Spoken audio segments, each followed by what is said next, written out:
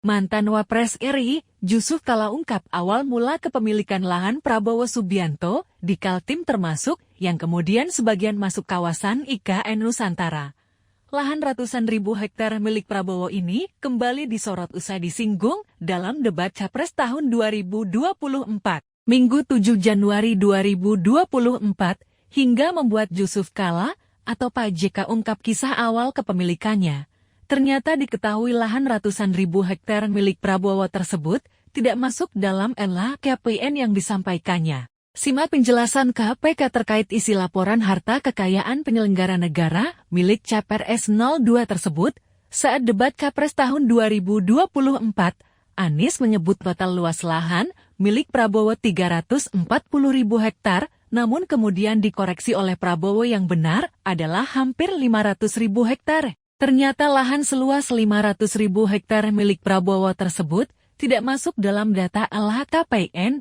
Wakil Ketua Komisi Pemberantasan Korupsi KPK Alexander Marwata menjelaskan alasan aset tanah Prabowo seluas 500 ribu hektar tidak tercantum secara terbuka dalam LHKPN. Adapun dalam LHKPN miliknya yang dilaporkan pada 31 Maret tahun 2023, Prabowo mengaku memiliki 10 bidang tanah dan bangunan senilai Rp275.320.450.000, namun luasnya tidak mencapai 500.000 hektar. Menurut Alex, sebagian lahan Prabowo yang tidak tertera dalam kolom aset properti LHKPN kemungkinan menggunakan nama perusahaan atau perseroan terbatas PT, enggak mungkin pribadi. Kalau PT dilaporkan enggak kepemilikan saham di PT itu, kata Alex saat ditemui awak media di gedung KPK Lama, Jakarta Selatan, Jumat 12 Januari 2024 seperti dikutip dari nkaltim.co dari kompas.com di artikel berjudul 500 ribu hektar lahan Prabowo tak tercatat. Begini isi LHKPN miliknya. Dikutip dari nkaltim.co dari kompas.com di artikel berjudul 500 ribu hektar lahan Prabowo tak tercatat di LHKPN, Wakil Ketua KPK duga masuk surat berharga.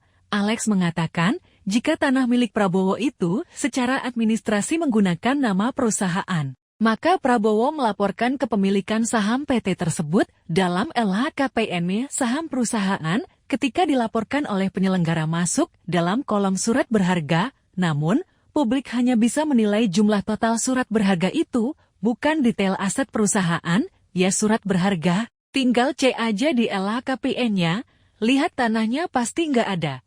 Pasti nggak ada, karena itu atas nama badan hukum, jelas Alex.